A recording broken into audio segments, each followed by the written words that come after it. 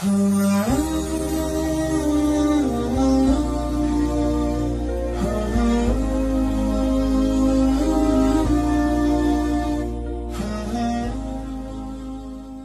nah ini. Nah. Ada, saya bukan ngada-ngada. Bagaimana caranya bisa membubarkan tempat hiburan malam? Karena saya yakin di tempat seperti ini adalah pusatnya maksiat. Semua hiburan malam mesti ada izin dari Majelis Ulama Indonesia, tokoh adat, tokoh masyarakat, dan disetujui oleh Polsek. Setuju? Jadi siapa yang mau buat hiburan malam nikah anaknya, dia ngurus surat 3. Pertama, rekom dari MUI. Pak Ketua MUI Kecamatan, ya nanti malam mau pesta anak saya. Kata MUI, apa hiburannya? Ada keyboard tunggal. Lagunya apa? Ini lagunya. Ini pulang-pulang berbadan 2. Jangan.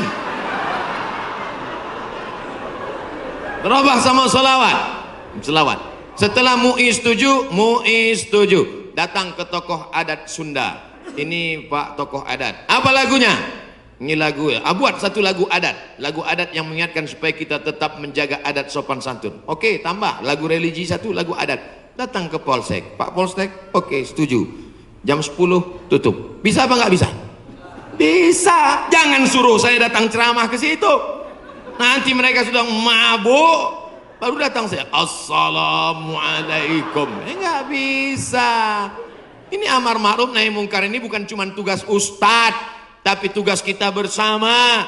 Di masjid ustadz menyampaikan ceramah, bapak ibu memfasilitasi, anaknya nikah, perbuatannya baik, sakral, menghalalkan yang haram. Tapi dalam itu dia sudah melakukan perbuatan haram, menyediakan narkoba, menyediakan pesta sampai malam. Insya Allah kalau sepakat yang 3, polisi, tokoh agama, tokoh adat, DPR tingkat kabupaten provinsi, peraturan daerah, pesta keramaian hanya boleh sampai jam 9 malam. Lewat dari itu pengawasan polisi boleh menangkap. Bisa atau tidak bisa? Bisa. Makanya kita harus berjamaah menangkal ini semua. Insya Allah kalau sudah orang-orang masjid duduk memilih wakil-wakil rakyat yang juga peduli, maka akan terwujud negeri kita tetap menjadi baldatun thayyibatun wa rabbun ghafur. Makanya sebarkan pengajian. Siapapun ustadz yang datang ngaji, Ustadz Jujun Junaidi ngaji, Ustadz Abdul Somad ngaji, Ustadz ngaji, datang, duduk, diam, dengar. Ada snack, makan. Nggak ada, istighfar.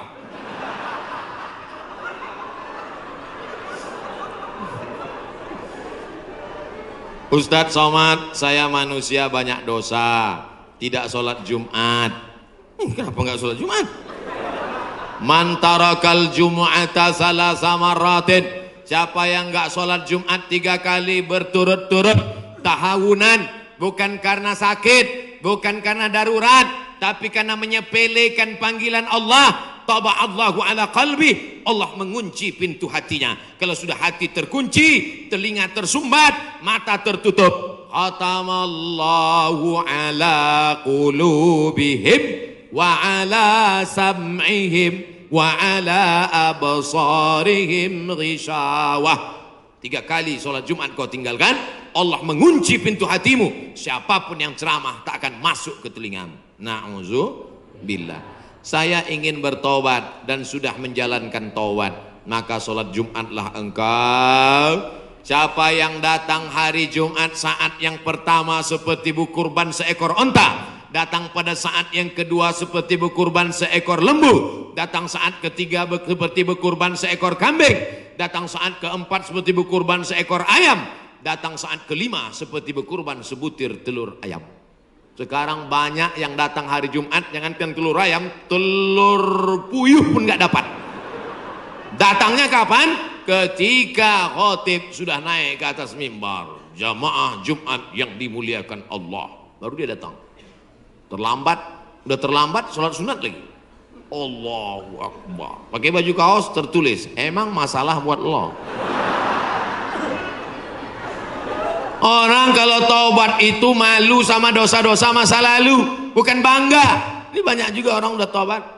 Ustaz Somad, saya ini baru hijrah. Dulu semua saya minum. Semua narkotika saya pakai. Ente tobat apa sombong? Orang tobat mengenang dosa itu melelehkan air mata, nangis.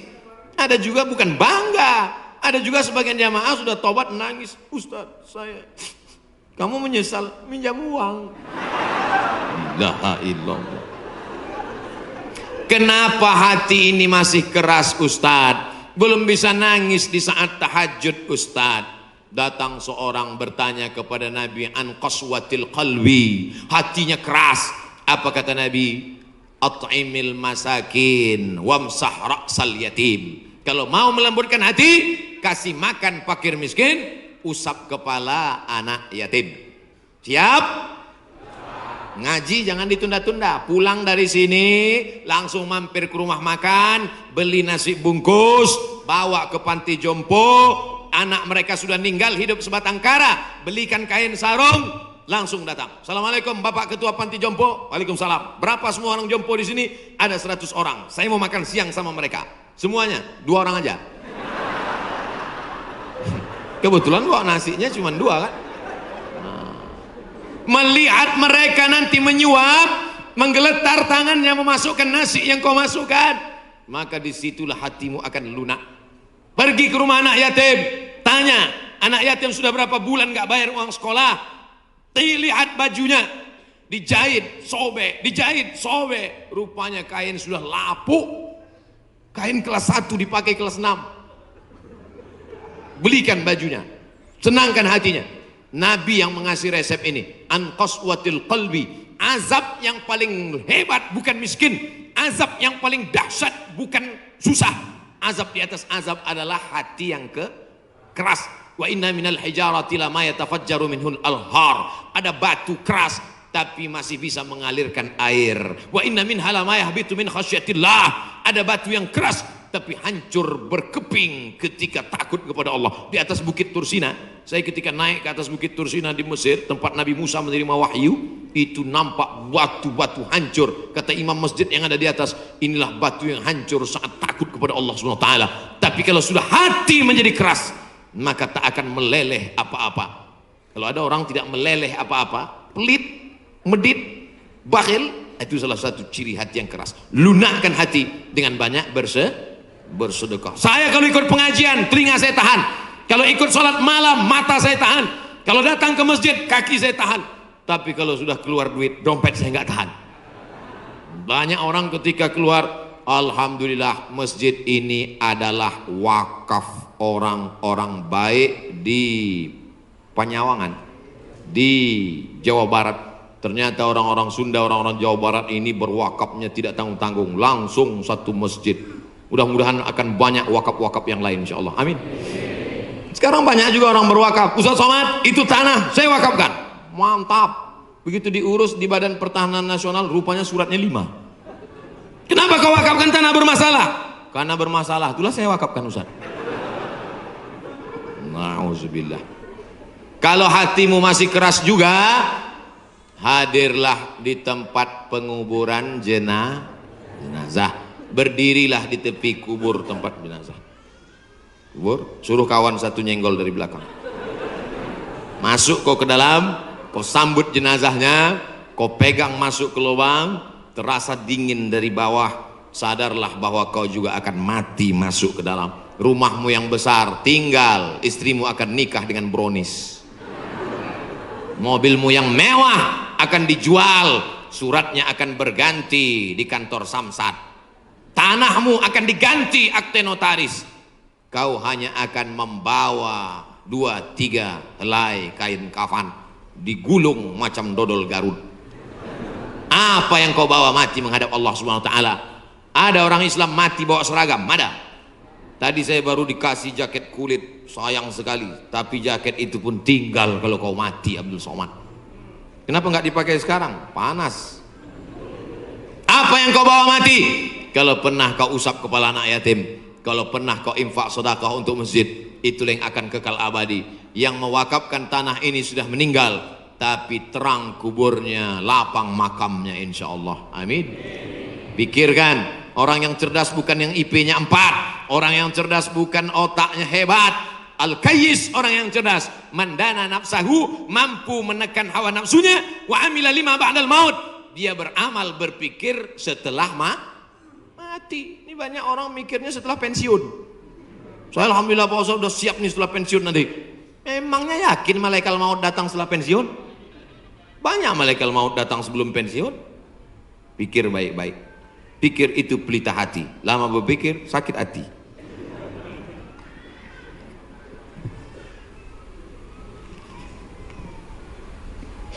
Bagaimana kita bisa membedakan musibah, cobaan, bencana, atau azab? Seperti ujian dosen. Misalnya virus corona yang sedang merebak sehingga dampaknya pada kaum muslimin, khususnya muslimin di Indonesia yang tidak dapat melaksanakan ibadah umroh. Pertanyaan dari Bapak Ridwan Ahmad Faizin Emrian Abidin Bandung. Ternyata ini pertanyaan kolektif. Misalnya saya demam. Dari mana saya bisa membedakan demam saya itu menghapus dosa, atau demam laknat, atau demam ujian iman, atau demam itu dari mana saya bisa tahu? Oh, kalau demamnya cuman 36 derajat Celcius itu menghapus dosa. Kalau 40 derajat itu laknat. Kalau 100 derajat kebakaran. Di mana kita bisa tahu? Tidak ada yang bisa membedakannya kecuali introspeksi diri. Satu, la yusibul mu'min min nasabin wala wasabin wala saqamin wala syaukin yastakuha. Kalau ada orang yang kena susah hati, gundah gulana, sakit, duri menusuk tapak kaki, keluar dari rumah lupa pakai sendal, melangkah, duri menusuk tapak kaki, illa kafarallahu anhu biha sayyi'atuh, maka dengan itu sebenarnya Allah ingin membersihkannya dari dosa. Makanya kita selalu husnuzan. Ana, dalam hadis kursi apa kata Allah? Ana inda husni zanni abdi bi, aku menurut prasangka hambaku kepadaku. Maka kalau kita kena penyakit, yang pertama husnuzan pada Allah, bahwa sebenarnya Allah ingin membersihkan kita dari dosa. Yang kedua, saya nggak ada dosa Pak Ustaz. Apa dosa saya? Saya nggak pernah minum khamar, saya nggak pernah sabu-sabu, saya nggak pernah berzina, saya nggak pernah pakai narkoba. Dosamu adalah ketika kau merasa bahwa kau tidak berdosa. Itulah dosa. Dosamu adalah ketika engkau sehat tapi tak kau pakai mensyukuri nikmat Allah. Itulah dosa. Maka siapa yang berkata saya tidak pernah silap, saya tidak pernah salah, saat itu dia sedang silap dan salah. Al-insan mahallul khata' wan nisyan. Manusia tempatnya silap, lupa dan salah. Yang kedua, ketika kita sakit, sebenarnya Allah ingin mengangkat derajat kita, karena sebetulnya amal kita tidak cukup. Kita sudah ditempatkan di tempat surga Jannatul Firdaus, tapi ketika malaikat ditanya, sudah cukupkah amalnya? Belum. Beri dia ujian supaya amalnya mencukupkan dia dengan amal sabar. Ada amal yang lebih tinggi dari tahajud, lebih hebat daripada jihad. Apa dia? Innama yuwaffas sabiruna ajrahum bighairi hisab. Amal sabar, menerima musibah, tidak caci maki, sumpah serapah. Yang ketiga, bisa jadi laknat Allah. La ta'murunna bil ma'ruf, mestinya kau tolong saudaramu yang ada di Uighur, mestinya kau bantu saudaramu yang sedang teraniaya di India, tapi mulutmu diam, kau tak mau menolong. Ketika musibah dikirimkan Allah dalam bentuk bencana, ternyata yang kena bukan yang jahat-jahat saja, yang baik-baik pun ikut juga kena, maka tidak ada cara lain kecuali mohon ampun, minta ampun, taubat nasuha kepada Allah Subhanahu wa ta'ala. Oleh sebab itu maka yang bisa membedakannya hanya Allah, dan kita hanya berhusnuzon kepada Allah Subhanahu wa ta'ala. Bagaimana cara membentengi bencana yang semakin banyak akhir-akhir ini? Itulah yang udah kuceramahkan tadi.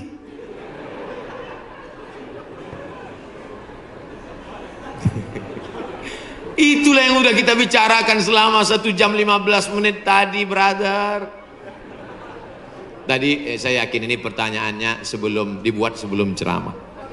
Apabila kita sudah baca amalan-amalan penangkal musibah, tapi musibah masih saja terus datang, bagaimana sikap kita sebagai muslim? Man lam yardha bi qada'i, siapa yang tidak ridha menerima takdirku, walam yasbir bi balai, siapa yang tidak sabar menerima ujianku, falyatlub rabban siwaya, carilah Tuhan selain aku.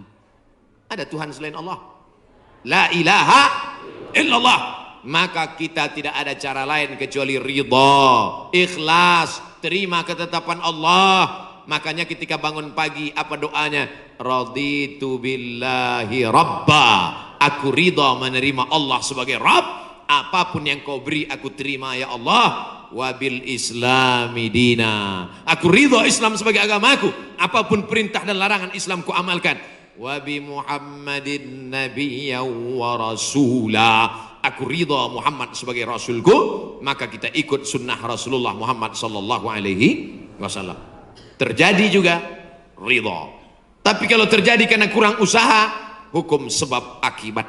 Sudah disimpan uang di dalam dompet, dompetnya dikunci, dompetnya dalam laci, lacinya dikunci, lacinya dalam lemari, lemarinya dikunci, lemarinya dalam kamar, kamarnya dikunci, kamarnya dalam rumah, rumahnya dikunci, rumahnya dalam komplek, kompleknya dikunci. Hilang juga. Terus mau ngamuk.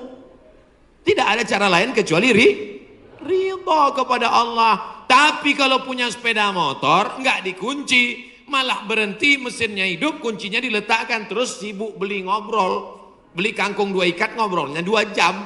Ketika dilihat hilang. Terus ketika hilang suaminya nanya, mana motor kita? Ridho mas. Itu bukan ridho, goblok. Mohon maaf saya keceplosan. Oleh sebab itu maka tetap ada Ahlus Sunnah wal Jamaah mengajarkan kita ada namanya al-kasbu wal ikhtiar. Bahasa kitanya namanya usaha. Kalau pemerintah menyuruh pakai masker, usaha. Jangan tidak ikut. Suruh cuci tangan sering. Sebetulnya kita nggak perlu belajar masalah cuci tangan. Ada nggak ada virus kita tetap cuci tangan, betul? Subuh cuci tangan, zuhur cuci tangan, asar cuci tangan, maghrib cuci tangan, isya cuci tangan, tahajud cuci tangan, witir cuci tangan, duha cuci tangan. Orang Islam paling sering cuci tangan. Makanya saya heran kalau sampai anak-anak kita diajarkan, mama siapkan gayung sama sabun. Untuk apa nak? Hari cuci tangan internasional. Loh, kita nggak perlu diajari cuci tangan. Nanti takutnya 20 tahun akan datang ada lagi namanya Hari Cebok Nasional. Dari 14 abad yang lalu kita sudah bersih, betul? Tidak akan ada bakteri bersarang di ujung-ujung jari kita karena kita paling sering cuci tangan. Tidak akan ada bakteri yang bersarang di ujung kuku kita karena kita paling potong kuku hari Jumat. Kalau seminggu tak akan mungkin kukunya panjang. Makanya Nabi berkata, asfaraka, kukumu kenapa panjang? Inna syaitana yaqudu ma tala minha, setan duduk di kuku yang panjang. Makanya pertama yang dijaga dalam Islam adalah kebersihan. Kuman datang, binatang dipotong. Setelah dipotong darahnya keluar karena ternyata bakteri ada di dalam darah. Setelah darahnya keluar dipotong-potong, dicuci sampai 4 kali. Ibu, saya tidak punya saudara perempuan, waktu masih kecil di rumah bantu ibu di rumah, saya disuruh cuci. Selamat cuci daging, saya cuci. Kalau ayam 2 kali, kalau kambing 4 kali. Kenapa gitu mak? Ayam kakinya 2, kambing kakinya 4. Saya nggak tahu anak kecil. Sekarang saya baru tahu. Ternyata ayam dagingnya putih, darahnya nggak banyak. 2 kali sudah bersih. Tapi kambing sekali masih merah, 2 kali masih merah, 3 kali agak pucat, 4 kali bersih. Setelah itu baru dimasukkan, dibuang airnya, disolawatkan, baru dimasak. Mereka tidak, kambing tidak dipotong, kambing matinya di stunning. Ada pistol, tapi pelurunya nggak keluar, ditahan.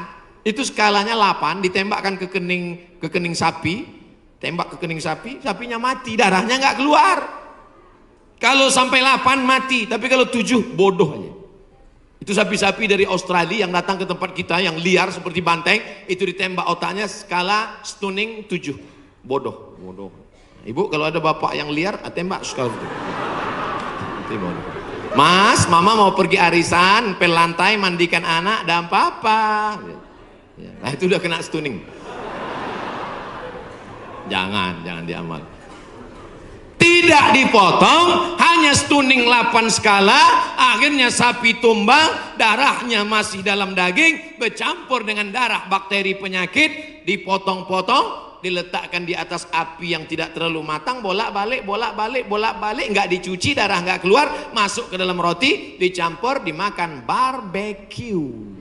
Habis dimakan kena penyakit medco, ko sapi, med gila, medco sapi gila. Sapi aja yang halal bisa menjadi penyakit, apalagi yang dimakan kelelawar, Batman. Maka kita disuruh kulu, makanlah. Tapi yang dimakan itu apa? Min thayyibat. Thayyib artinya baik, baik. Dulu thayyib baik-baik, sekarang thayyib nggak pulang-pulang. Mohon maaf Pak Thayyib nyantur sih.